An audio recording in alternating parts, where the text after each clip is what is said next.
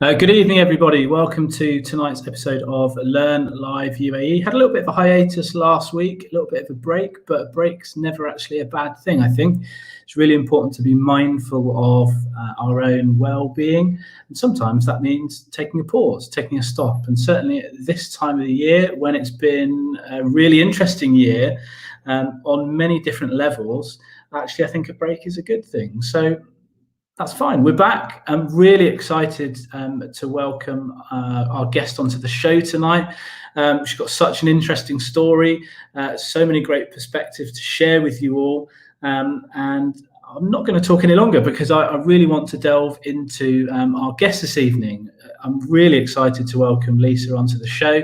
She's going to discuss her viewpoints on why educators should create content. And of course, that's a massively topical issue because that's what we've been doing for the last year now. I think Learn Live UAE is a year and a month old. So there we go. Happy birthday to us. But without further ado, you're not here for me, you're here for Leisa. So let's bring Leisa into the show. Leisa, welcome. Hi, thank you. It's great to have you on the show. Thank you so much for giving up some of your time in your evening. I know the boys are obviously missing their mum and it's bedtime. We were just discussing before going live that they might pop into the show, and you were saying no, and that's my fear every week, that my daughter will come flying through the door and say hello whilst we're live. I don't want that. Hi, thank you for having me. I'm really happy to be here with you guys. Thanks so much.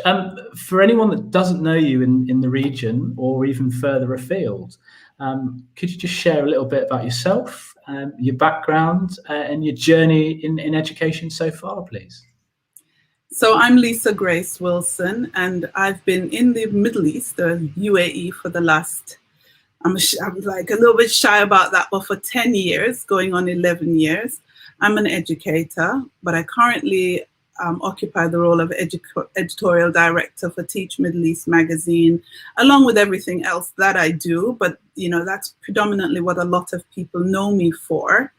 My journey in education has been one of a teacher. So I started out as a teacher, and I taught for several years. Without giving my age away, I've taught for over 2 decades. And that included me working as a languages teacher in London, in inner city London, Tottenham. So pick up Tottenham always, Enfield. And, then I journeyed out here as an education advisor with a British company, Nord Anglia Education. At the time, there was a reform taking place in Abu Dhabi. So I came out as an education advisor, working with teachers and principals in schools around the Emirate of Abu Dhabi. And then while out here, I ventured back into school leadership. So I went back into schools as an academic head in schools. And I did that for many years out here in Abu Dhabi until 2018, when I kind of slid out of school full time. And now I work, I won't say media, but it's more than media. I do a lot of other things, but included in that is my work with Teach Middle East magazine, which a lot of people might know me for. So that's me in a nutshell. You've had so many different vast experiences there. If I could just delve in, what made you first decide to take the leap, I guess, to go from UK teacher, successful, well-established, to jumping internationally? What made you decide to make the move? Well, the international move was not one that I chose. I kind of followed my husband out here. I mean, even as strong as you are as a woman, so sometimes you end up following a man somewhere, don't you? So as I ended up out here. But it's been a really good ride. I really enjoyed myself in the region, and I'm happy that we've come out here, and so far so good. Yeah, I guess you must have seen lots of change in that period. I mean, we were just discussing some of them off air. I guess in terms of education, then specifically, what's been the biggest change that you've noticed in the region in the last 10 years?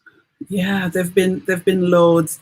I think one of the biggest things I've seen is how well this region have has adopted technology and the use of technology, and also the growing freedom to innovate within certain schools. I'm not saying it's everywhere, and it's still growing, but I find that teachers here are taking a lot more risks. They're trying new things, and they're actually innovating a lot more than I can remember when I just came out here.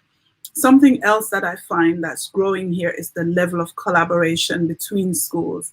Because when I came, and we'll talk about that when we talk about Teach Middle East and how that happened, but when I came out here, it didn't exist really. I mean, no one spoke to anyone. It was as if you were living in a little silo and you don't know what your neighbor is doing or your neighboring school is doing. But that's breaking down, and I'm really pleased to see that. Yeah, I'm always mindful of that wherever you go. And I think, I hear stories. I mean, I'm 3 years into the Middle East, and you hear stories of kind of how it was. And I just see it now and think, well, there's so many people out there sharing loads of amazing things that isn't this how it always was? Naively thinking that. But I can't imagine, rewind X number of years to being in a I guess society where that wasn't the norm, because to me that's just education. People share and you learn from your peers, and you have those corridor conversations like we are now, or on other sort of platforms, or on Twitter, or on Instagram, wherever it is. And that's normal for the modern educator in my eyes. So I'm always struck when people say that it wasn't always like that. No, it wasn't. It didn't exist out here. But it's improving.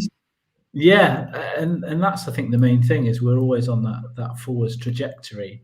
Going back to that idea then of innovating, you've innovated yourself because you've gone from teacher. What made you decide to move from school-based education to outside of school-based education and the work that you do now? I think it's a mix of things. One, I was looking what's next. So I've been in school leadership, and I did it for several years. And at the end of it, I thought, how can I create more impact? How can I do something that's going to benefit a lot more people, as well as, create a platform that will shine a light on a profession that I love so much. And that's kind of what led me into where I am now. And then I also was thinking, well, I don't want to go down the traditional, because you know how it is.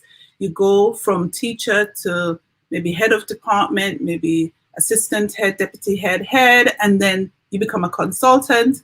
And I didn't see myself doing that. So I kind of went back to what I loved most, which is creating content, writing. More than anything else, I actually like writing. I've just discovered I like talking as well since starting the podcast, but writing was my forte. Writing is what I enjoyed. So I just kind of looked at what I enjoyed and thought, yeah, let's follow that path. Now seems the opportune moment then. Obviously, you really strong links to education. Could you just share all of the things that you're involved in and how people can find you in all those platforms? Because you've got your own personal blog, but as you've said, most people know you for Teach Middle East, but that's not the only thing that you do. So, no, I do. I can't even list them out, but I do have my personal blog. I am on social. And on social, I really just like to share and connect with people. We do events. And there's a team behind me. So it's not just me. I'm not Superwoman with a cape, even though I like to think I am, but I'm really not. So we do events for educators. We do a lot of content work where it comes to people writing articles or producing a podcast, which we started recently. And then we also do special supplements and things of that nature. So if, for example, there is a school that needs a special supplement done, we do kind of background contract publishing and things like that. So we've got our hands in lots of different pies, so to speak. Yeah, you're not giving too much away there. I like that. I'm always. It's difficult. It's difficult to kind of say all the things that you do because they're so varied that, you know, I'm sure people on here, they don't want to be bored by that. But if you've got something in education, whether it's an event or whether you're writing, you wanna get something out, we deal with all of those types of things. Okay. We're going to press you a bit more on some of those things a little bit later. Go on. But first, I'd like to gain your perspective as you know, worked in education, but also a mother. You know, the last year has been great. Lots of highs, a few lows for everybody. I think it's fair to say that. What's been your perspective on the last year, wearing those kind of two hats? I mean, let me talk from the educator standpoint. First of all, I have to big up. I keep it big up. I'm a London girl, you know. I have to big up teachers. Like, teachers have done the impossible. I've sat in on lessons with my boys while they were doing distance learning in the earlier times of COVID, and I was in awe. I did some tweets and stuff about it. I was in genuine awe of how good and how hard teachers work, how good teachers are and how hard they work. And I knew that because I am a teacher, right? Once a teacher, always a teacher. But, you know, they were just trying their best and they were keeping the enthusiasm going. And I can imagine in their personal lives, it must have been, because none of us knew what was going and none of us knew what this whole pandemic was about. But they didn't let that affect their professionalism. They got up, they got online, they got on with it. The students were their focus and they made it happen. So really big up to all the teachers. I really appreciate you. My boys, they didn't miss a beat. They were online and they were learning. And I'm not saying it's the same as being in the classroom. It isn't the same.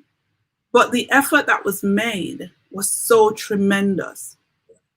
But then I knew from the other side of it, when I talked to my friends who were still teachers, they were just beat. They were like, I'm sorry, like, this is so difficult. You know, we're tired, we're stressed. You know, a lot of them, like, I have a lot of friends who are now principals of different private schools across the Emirate and across the GCC. And we would talk on WhatsApp and they were like, you missed the bullet, girl. You left at the right time. Like, you walked away just in time. Like, I didn't know this was going to happen, but they are still very, very tired because the policies kept changing and things kept going in different directions every day. Nothing was ever stable. And I think now it might be getting a little bit more stable, but earlier it was just mayhem. So, I mean, from both sides, I still have to have maximum respect for educators. And then from the parents' point of view, we appreciate teachers more than anything else in the world right now. I'm telling you, if we could give you all some prizes, some incentives, some anything, we would. Because I knew this before, but when I talked to my other mother friends who were not teachers, they were like, seriously, is this really what you guys do? Like, they just couldn't be happier to send them back. Especially Abu Dhabi delayed, you know, later than Dubai. So by the time they were getting back in Abu Dhabi, people were like, you can have my kids. You know, they were like handing them off quickly, like, you can take them. We're good. Yeah. So a lot of love for teachers there, understandably, and rightly so. And I told you this before, but I always enjoy listening to you ask your guests on the Teach Middle East podcast this question, and it would be remiss of me to not use this opportunity to ask it back to you. Who was your favourite teacher and why? Right. I always ask this, but I never kind of thought about it until you asked me tonight. My favorite teacher was my Spanish teacher. Her name was Senora Allen, and she was my biggest inspiration in school. She was, I think she was the wife of a vicar. I think her husband was a vicar. I'm not sure. Don't quote me on that. Sorry if you watch this but she was the most poised, the most amazing woman. And it was her love of the language that made me study linguistics and study Spanish at uni. Like she just made it like so enjoyable. She made it so exciting that when it was just an easy choice for me. When I had to study, I picked it for GCSE, I picked it for A levels. It was just because she was such a personality. She was kind, she was poised, she made the lessons fun. And then she also took the time to learn about us as individuals. So when you go into her class, I don't know how she did it, she would remember me. Like if I had a dog at home, she'd be like, how is your dog? And she'd call the dog by name. And she would find these little things about everybody, and she would just keep it. And she would talk to everybody on that level. And it was just so inspirational. So yes, Mrs. Allen was my favorite teacher. Brilliant. I'm really pleased to hear that. And it's amazing how, you know, Mrs. Allen has affected your trajectory in life, really, hasn't she? By fostering those relationships with you, you've become a languages teacher yourself, and you know, the rest is history, so to speak. Yeah. I'm mindful of time here. I've got a million questions that I would like to ask you. I'm going to ask you a few more though, before we delve into your presentation. Tell us the story behind Teach Middle East magazine. How did it come about? Right. So Teach Middle East is one of those convoluted stories, but it was started by a group of educators. I was one of them, and we all came out actually as advisors, funnily enough, back in the day. Some came out in 2009 and 2010, and like I told you, there was nothing. So a group of us, we used to write when we were back home in England or wherever. We wrote. When we came out here, we were thinking, okay, there has to be something out here, or, you know, a platform, an outlet, or where do educators share? Where do people do their, you know, their connecting, their research, their whatever? There was nothing. And, you know, it's like I said, everything is easier now, but back then, everything was a lot more difficult. So when we decided that that's what we wanted to do, we had to go and we had to find, you know, sponsors. We had to find, because you couldn't start anything here like you can now. So we started, we got helped, and we started with a website, which grew into a magazine, which then grew into an event, which then grew into several events, and the rest is history, really. So we've been going since 2013, and now it's 2021. So it's been several. We are going into volume 9 in September.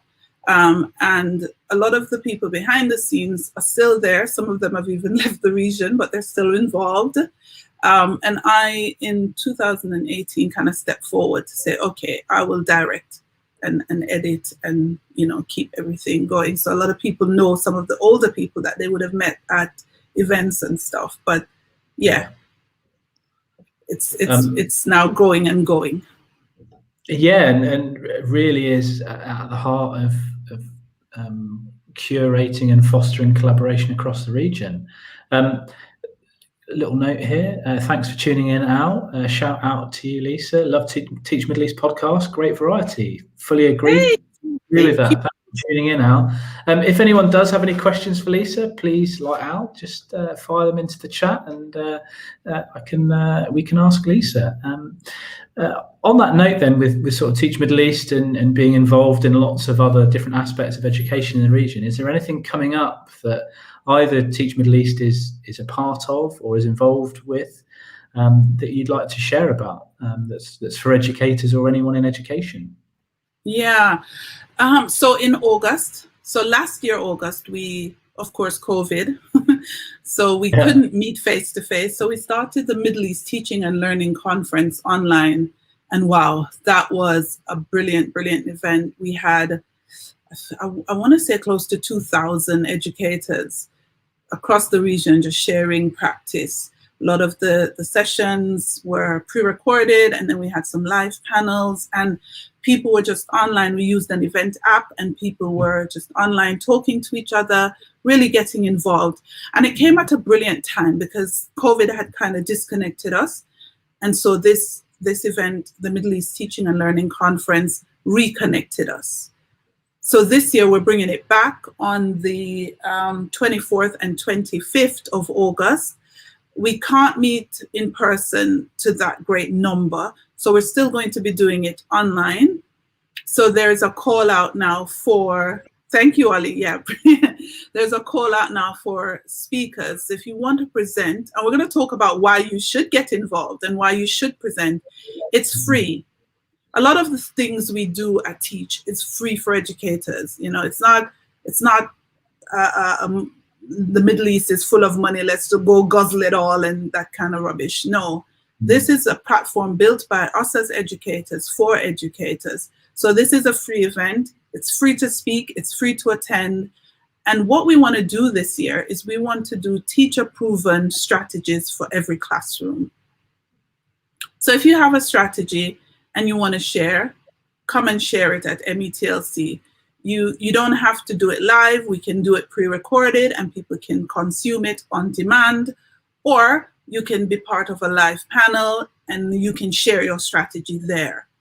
So this is an opportunity that is, yeah, it's ripe for the picking. So I would love to see as many people get involved. meteachingandlearning.com, and you know, we're open right now for applications. I remember attending last year. I think I spoke. You spoke. Yeah. I remember logging into the online platform, and there was so much going on, so many people sharing so many amazing things, and a real variety. So hats off to you and the team of different strands in education that you could choose on. Yeah. One thing I forgot to say, sorry, Olly, is that it's bilingual. So it's in English and in Arabic. There's an Arabic stream for Arabic, Islamic, and social studies. So if you've got those teachers at your school, they can also apply. And we have our Arabic person who will help us to get all of that on stream for them. So it's a bilingual event. I think that's really important as well in the region. Yeah. We've had a question come in from Jane. Thanks for tuning in, Jane, for you, Lisa. What platform do you think is going to play a key role in education over the next 20 years? 20 years. Oh, it's a long timeline. Yeah. I would have to say, if I can choose, I'd choose two, and I'd say Twitter and YouTube. Twitter for the connection, and YouTube for the learning, the self-paced learning. I think right now, and I'll talk about that a little bit later when I present, but I think Twitter is an opportunity not to be missed. If you are an educator, really, you shouldn't miss this opportunity. And YouTube, because there is so much content that you can house and you can access on YouTube. And because of the on-demand nature of YouTube and the fact that you can do it at your own pace, lifelong learning is going to be right there. And, you know, I think that's where it's going to be in the next 20 years. Yeah. That's a great answer there. And I completely agree with you, actually. I'm a massive fan of YouTube, and how I kind of approach it has really changed in the last sort of 10 years. It used to just be music, you know, and I'd have my playlist and it's, you know, free music, and I could access it from home. And now it's I use it as a learning platform more so than anything. Yeah. Because people are creating content everywhere, and it's free and accessible. So it's a brilliant response there. Final question then, before we get into your presentation: why is it so important that educators are creators of content? I think because that's the future. I genuinely think that, you know, you're going to have to create, because consuming alone is going to get you left behind. That's just my little view on it. I think it is going to determine a lot of, maybe even, and I'll talk about that, the opportunities you get and what you experience. It's going to come from how much content you create and what you put out there. Yeah. That's great. Should we dive into your presentation then? I'm mindful that I've Yeah, just yeah. find that you nearly half an hour, but it's No, been it's okay. I'll just bring your presentation up. Okay. Is that? Yep. Yeah, that's perfect. You want to go full screen on your present?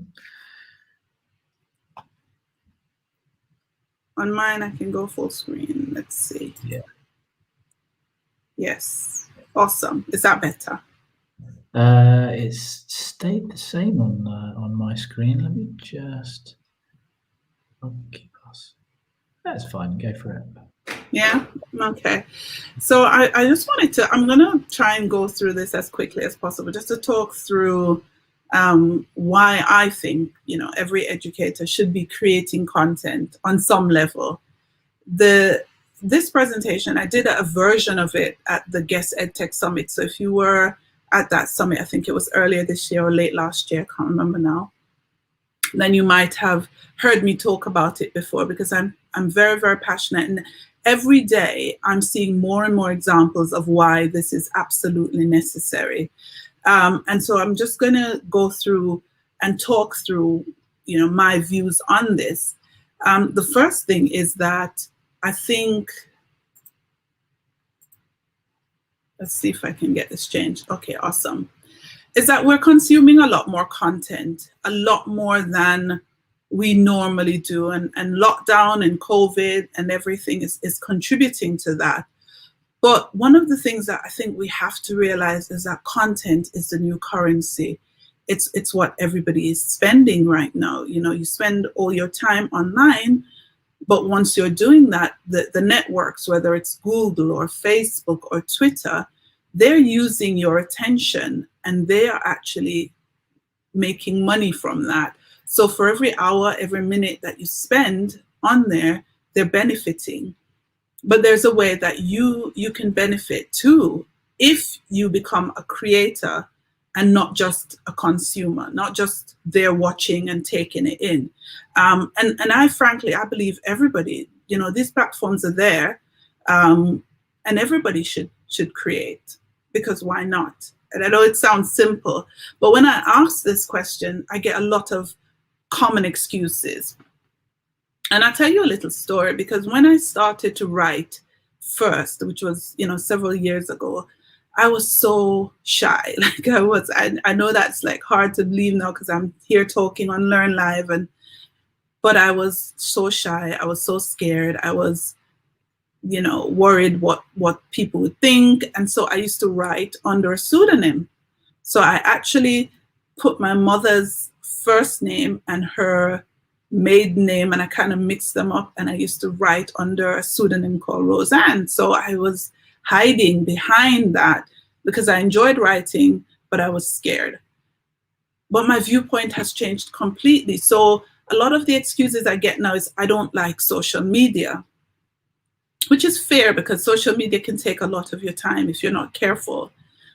But I think social media is like any other media. It's how we use it, how we perceive it, and what we intend to get from it. Intentions are everything. If you're on it just to waste time, you're going to waste time. But if you're using it as a tool to drive whatever your goals are forward, then it will work for you. It's just a tool. And then others say, I don't have time. So for this, I normally say, tack your content creation onto something. So I'll give you a concrete example. You're an educator, you have to plan content. When you plan your content or you plan your lesson, tweet about it, or do a post about it, or write an article about it, or talk about it on a personal podcast or something, because it's something you already do. You have to lesson plan, you have to find these resources for your lessons. So just document the process. Don't think of it as a separate thing, the content as a separate thing from what you do every day. Just tap that onto something that you are already doing. And then another one I get is, I do not know what to share. And I'm thinking, if you think about it in terms of your whole life, you have a lot to share. It's just that I think maybe we overthink the process. We think we have to come up with something big and mind-blowing. But what you have to remember is that everything that you find to be normal and easy, somebody else finds it to be difficult, new, and mind-blowing. So they have to make that decision. You put it out there and they decide whether it's worthy of them spending their time and their energy consuming it. And then the big one, like this is the one that got me stuck for several years, being afraid of what people will say. Like they're going to find, you know, faults with the way I speak, or they're not going to love my Jamaican twang mixed with my little Tottenham Cockney. Like they're probably not going to like any of that. You know, it's all about the fact that we do not control people's opinion of us. It's a little bit of personal development I had to do myself. Is what matters? Does it matter what I think or what someone else thinks? Does it matter what people who I probably never meet, does it matter really what they think? And sometimes if they're giving me constructive criticism, then I can grow from that.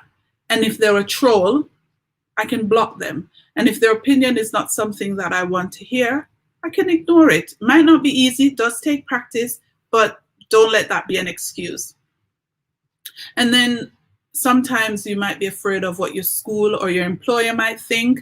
And I say, go and check with them. You know, I'm planning to start a blog, or I'm planning to do this. Is it okay? And they might give you parameters. They might say to you, do not include the school. Do not use, you know, certain collateral from the school. Don't show this. Don't show the students, etc. And you respect that, and you live within the boundaries. But don't let that stop you. And then another one is, I don't like writing or video, or if you don't like doing any of those things, then share what other people have done. You don't have to create original content. You can literally rephrase, paraphrase, interpret what someone else has done. So I might write an article on why I think school leaders should take their well-being seriously. And you can then give your opinion on my article. I agree with Leisa Grace. I disagree with Leisa Grace. I think school leaders should do, or I think they shouldn't. And that is content. So you don't have to come up with it by yourself and think I have to come up with something original. So hopefully, you know, I've given you something that will help you to sweep those excuses away and get started. Now, when you think of content creation, I've got a couple of myths that I need to like dispel. Like, you know, we need to come at it with the right motives. And a couple of the myths is that you're going to get famous. And truth is, you probably will not get famous from creating content. You're going to make money. You might make some money. You're going to get millions of followers. You're going to get brand deals. Now, all of these things may happen, but they're not very likely to happen. It's very rare that you find somebody who becomes super famous. I'm talking teachers now and educators, or even other people, really. It's not the norm. We only see the famous ones because they're the ones that are famous. But there are millions of people creating content that are not famous. They don't get a fortune from it. They have to keep their day jobs. They don't get millions of followers, and they don't get brand deals, but they still create content. And the reason they do is because within their sphere of influence, somebody's benefiting, and they're benefiting. They're growing as individuals, and that's all that really matters. And then I've come up with what I call, I'm kind of going fast, so hopefully people are with me, but I've kind of come up with the reasons for sharing content. And I call these like my 3 C's for content creation, because we're in a sharing economy. You know, we share everything now. Uber and Airbnb done changed the game. Like, you don't have to look far to see that everything is being shared. And your voice, you need to share it as well. Your voice matters. What you have to say matters. And when you think of content creation, you think of the 3 C's. what contribution are you making? How can you show that you're credible, that you know exactly what you're talking about? And how can you make connections? And the connection piece is very, very big, because since I kind of came out from, my hiding place under a pseudonym and started to create content myself, writing blogs, doing podcasts, editing the magazine, etc., I've made many, many connections. And these connections are people that I would not have met normally. Met them on Twitter, they've come to events, I've gone to events of theirs, we've met at other events. And even when COVID is going on, we've done Zooms, we've done chats, because you've met somebody who you've shared some commonalities. I like to talk about school leadership. I like to talk about well-being. I like to talk about creating content. And I've met lots of educators who like the same things. So we share that in common. And so we start to bounce ideas off each other. And those connections, they last for years, and you never know where they'll lead, but you can't benefit from them if you stay in the background and refuse to share any kind of content, refuse to create any content. And one of the key things that I believe is that every educator should have a personal / professional personal space online. And that could be your Twitter, your LinkedIn, or wherever you want to keep it as your professional space. This is not the space where you share too many personal things. You're not going to share, your last evening's dinner, or, you're not going to do that. Here, you're going to talk about the things that you're passionate about on a professional level. And you're going to connect with people who are also passionate about the same things. And once you do that, I promise you, you might not get the fame and fortune that I talked about earlier, but you will find real connections. And one of the key things is that CVs, resumes, whatever you might call them, I think they're dying. Like, I don't think in another few years, people are going to even care if you have a CV, because they're going to know you based on the content that you create. I was talking to 2 educators, I think one this week, Andy Price, and I was also talking to Kate Jones last week. And one of the things that both of them had in common was that they absolutely credit Twitter for a lot of the connections that they've made and the strides that they've made. And that's because they've been able to tap into the power of connecting and using that network that they've formulated on Twitter. Now, it doesn't have to be Twitter, even though I'm a big believer in the edu-Twitterverse. I think once you start to be known for something, your career will expand. If you are known for, research and championing research ed like Dee Saran, or you're known for your ed tech like Mark and Olly, or you're known for, your behavior management expertise, or your SCN expertise, and I'll talk about that later, then schools are going to start headhunting you. I promise, because I've seen it myself, where educators have been approached for roles just because they've been known for creating content and building their credibility in those fields. And then building a personal brand. What are you known for?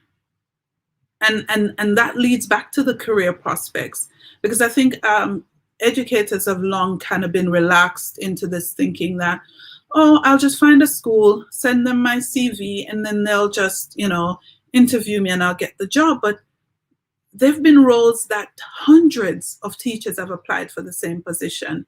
Now, who gets it? The best person for the job? Yes. But a lot of times it's the most well-known person, the person who's shown expertise in that field. That's the person that's getting that job.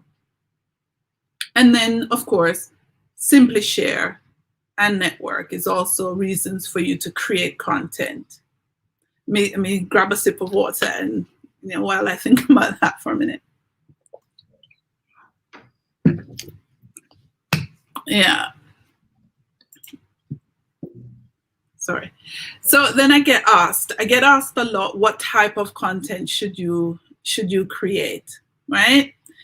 And I say any type of content that you're comfortable with, because it has to be something that is fun. It has to be something that you enjoy.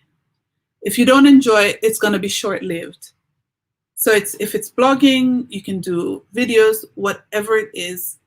And I put lesson plans, tips, and strategies there because a lot of people don't think of that as content, but that's content. Because let me tell you, if you plan lessons and give strategies and they are found to be effective and useful, and you've got, I don't know, a group of educators who are benefiting from that and sharing that, I promise you, in no time, you're going to have a massive audience of teachers coming, because every teacher wants help lesson planning. I don't know one who doesn't. And if you're excellent at it and you can share it, they'll be there for it. So it's just for you to think about, what you're good at. And once you've thought about it, you think about your strength, then niche it down. You can't be good at every topic. And don't try to be. You know what I mean? If you're really strong at ICT, or if you're really strong at digital strategy, or if you're really strong at whatever it is, zero in on that, because you will get known for that, and that will be the thing that opens doors for you. That's how I feel about it. How am I doing on time, Olly? You're good. Carry on. I'm loving it. I'm loving it. Okay. I'm tweeting loads of things you're saying. Okay, because I'm just mindful. When I put pro formas and templates there, because I remember when I was in school leadership, those were the things I asked for the most. Like, I would call people up and I was like, do you have a template for school development plan that's really concise? And do you have one for a school evaluation form that's really succinct and that's going to get straight to the point? And people would send me templates and I would be able to sift through and go, yeah, this one hits the nail on the head. So can you imagine if you're really good at creating those and putting those out, how many people are going to come to try and access those from you? Hundreds, thousands. And a lot of people are not good at creating those things. Me. And I want them, and everybody wants them. But there are some, so start with where you're strong. I tell you some things to avoid. Find where you can do this for free first. A free blog, YouTube, Twitter, LinkedIn, they're all free. Don't buy any equipment that you don't already have. If you have a cell phone, that's all you need. If you have access to a nice camera, well, that's good if you have it. But if you're not going on video, you don't need it. But a lot of times when we are going to procrastinate, we say, you know what we need? A good mic. So we don't start until we get that. Or you know what I need? I need a Bose headphone. And if you don't get that, you don't start. Don't do that. Start with everything that's free and cheap and available to you. And then, after that, you can buy some stuff. If you find that you're really, really into this thing now, you can start buying equipment and, getting into it really deep. Now, once you've created this content, how do you share it? The first place, the most obvious place is social media. Don't go and think, I've got to live on social media now. I've got to be constantly on it. No, don't let it ruin your well-being. Don't let it ruin your life. It can ruin your life, so don't allow it.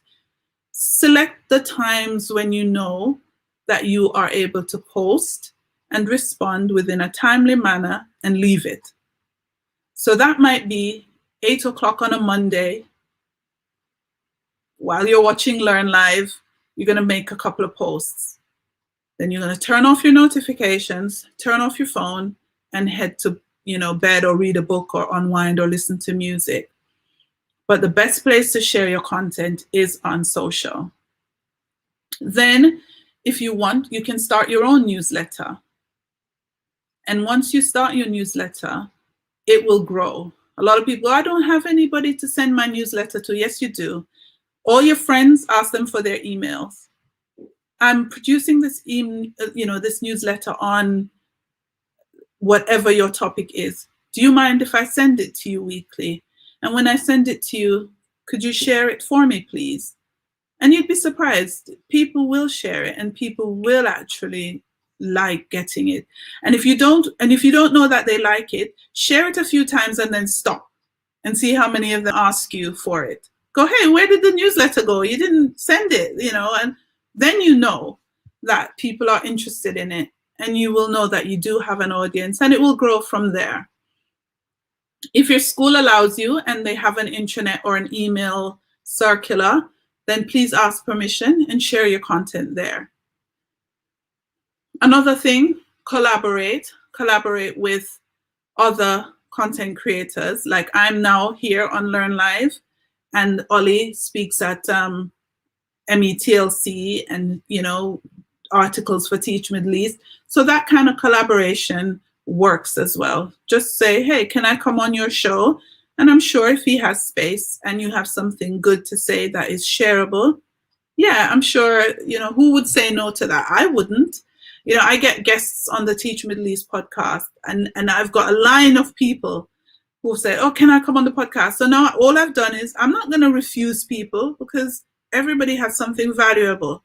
So I'll just say, I can't have you this week, but if you're willing to wait a few weeks or a month or 2 months or so, and then we can have you on. But once you are willing and you put yourself out there, opportunities will come to you. I've seen that for myself, and I've seen it for other people as well. Oh yeah, I've skipped one, right? No, that's how you share it. I've skipped the most important one. Submit articles. If you are any good at writing, it's probably the one that's least intimidating, I think, is to write, because you get that chance to go through that whole writing process, from drafting, from pre-writing to drafting to editing to final draft. You control of that entire process, and you're more in control of what you put out. So this is not like a live thing like this. You're able to really get your friends to check it. You say, hey, I'm writing this article for Teach Middle East. Would you mind reading it for me and tell me what you think? And you can get several people to do that before you submit it.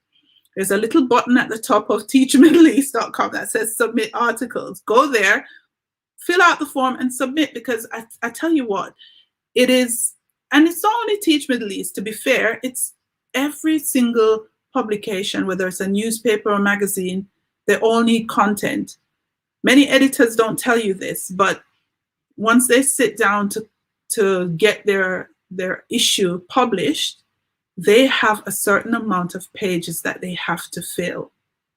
And if you have something really substantial to say, research backed or classroom proven, or really you've done your background check, your research, and you know what you're talking about, they want to hear, because they've made a commitment to their audience of many, many thousands, that they're coming up with this content ever so often at a certain interval, whether it's bi-monthly, termly, etc.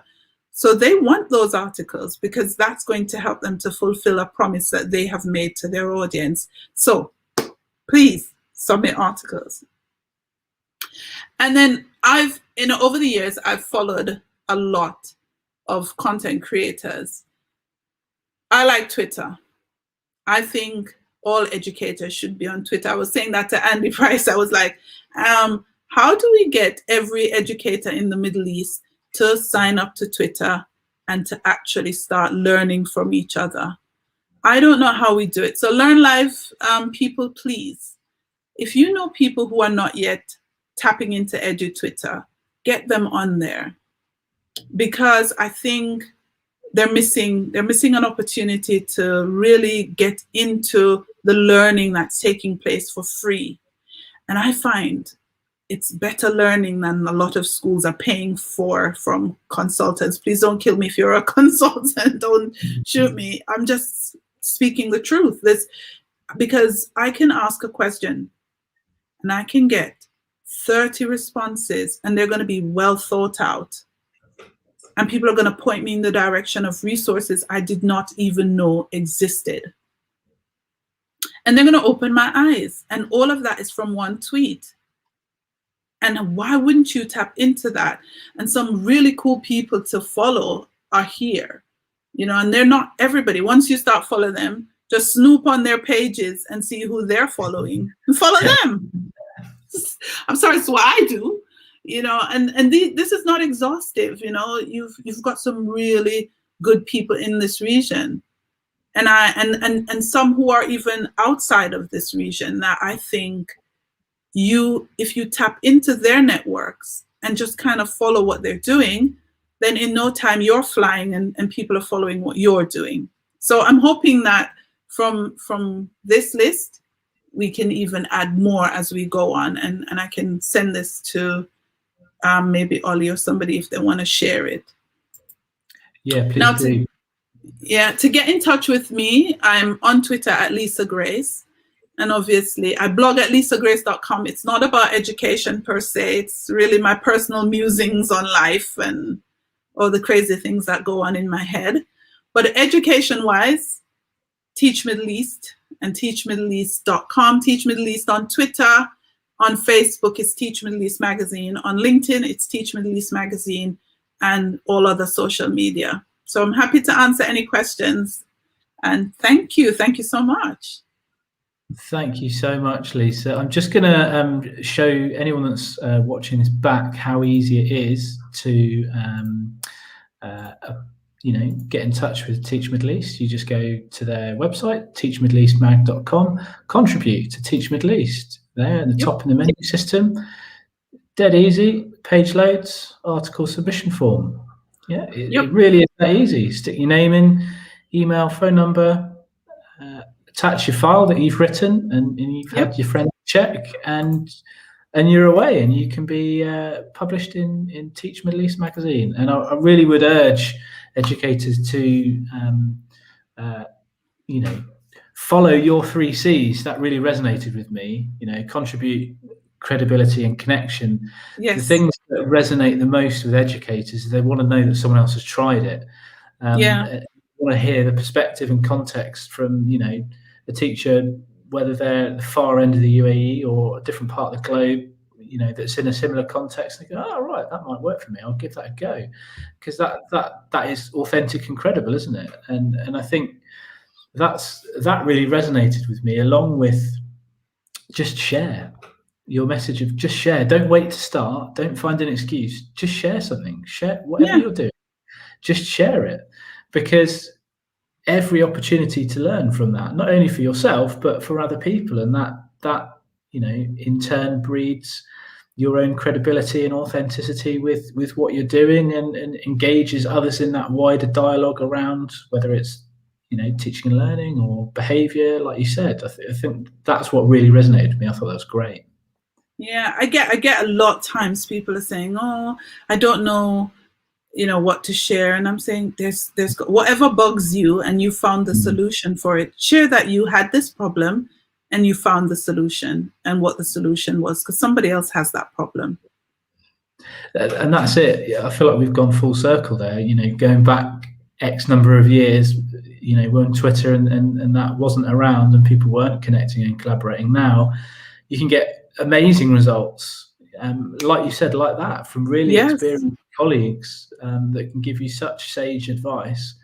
Or you can run polls. Twitter is great for running polls for figuring out what other people are doing, using, etc. That it's massively useful resource to tap into. It's the hive mind, isn't it? Yeah. And a lot of teachers are scared of social media. They don't want their students to find them. But if it's a professional space and you're using it as such, there is nothing to be hiding. There's nothing to be afraid of, because what you're putting there is your best self, you know. And I think that's also very important. And of course, the social media that we're talking about that's destructive is the one where you're looking at it and you're comparing yourselves. But if you're not comparing yourself to anyone else and you're really doing what's good for your profession and what's going to push you forward and make you happy, then it's a good space. It's really down to the motive. Do you have any advice for someone that feels like they are going down that route where they're being sort of drawn into the comparison? What would your advice be to those educators?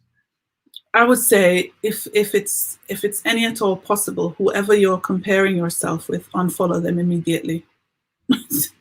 What you see every day affects you mentally. If you no longer see that thing, then it will not have the same impact. You will have a time when you'll still think of it, but if it's gone from your timeline, you will eventually stop thinking about it. And that could be for Instagram, it could be for Twitter, it could be if it affects your mental well-being, then take that person off. It's so easy to curate your timeline to suit exactly what you want to see. I don't follow many things because I don't want to see them. I follow the educators and I follow the things, the hashtags that I want to see that's going to help me to grow professionally and personally. But if I find that somebody is, unduly antagonistic all the time, or they're really just controversial for no apparent reason, I'm like, okay, your time is up, unfollow. That's did it take you long to sort of reach that point, or have you always approached social media like that? I think eventually I got there. It wasn't immediate, because at first I used to be sort of thinking, well, I don't want to unfollow. They're going to realize, or But sometimes it's not even people that you know, and if it is even people that you know, you just have to say, well, I really don't like the way you do this thing, and I choose not to be a part of it. But most of the time, it's not people that you know. A lot of the times it isn't. That's what's mad about social media, I think, is that probably 95% of your followers and people you follow, you've never met and you might never meet. Exactly. But, you can learn so much from each and every one of them. But I think I need to take a page out of your book, actually, and just unfollow a few people, cleanse the timeline.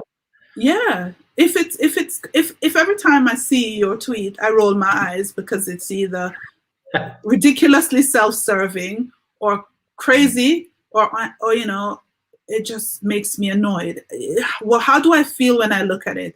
Does it make me go, oh, I wonder what's going on? Or does it keep me informed? Or does it add any value? It doesn't? Okay, then you have to go. That's how I feel. I guess that's been your driving force for your 3 C's then, not only yourself as a creator of content, but the other content creators that you sort of draw on and are inspired by. Yeah. Especially if you're not connecting. If you're not connecting, then disconnect. That's how I feel, right? Yeah. I'm mindful of time. We're approaching the hour.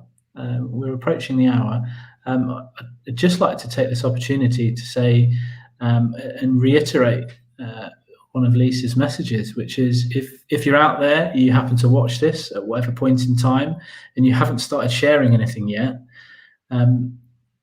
don't use the headphones as an excuse, or the mic, or the device. Just start sharing stuff. Doesn't matter what it is. Sign up to Twitter or whatever platform it is you want, but we would advocate and advise Twitter, and just start sharing whatever it is you're doing, whether it's a resource, the outcomes of something you've tried that's worked or that hasn't worked, because that's just as valuable for educators. Yes. And start putting it out there, start sharing what you're up to in your professional life, because that's what we want to see and hear. I've just got one more thing to say, Olly. When you start sharing, or when you get onto any of these platforms, please do not watch the vanity metrics. Don't watch the follow count. Don't think that, I don't have enough followers, so I won't share anything, or my follow account isn't growing, so I'll stop sharing. Please don't watch that, because that's not relevant. If your motive is to share, share. If one person is benefiting from your sharing, continue to share. Some of these metrics are just that. They're just vanity. They really mean nothing.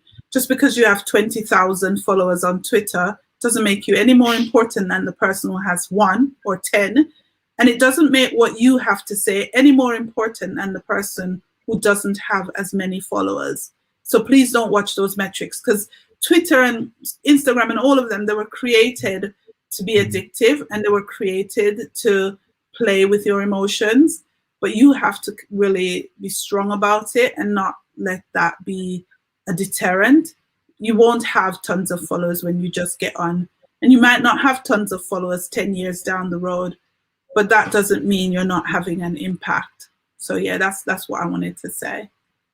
That's a really strong message, and I think probably the most important message of all, actually, for us to finish on. Leisa, if I could just take this final opportunity to say a massive thank you for giving up your time this evening to come on the show and share. If anyone wants to get in touch with Leisa, please do her hashtag, not hashtag, her lost the words.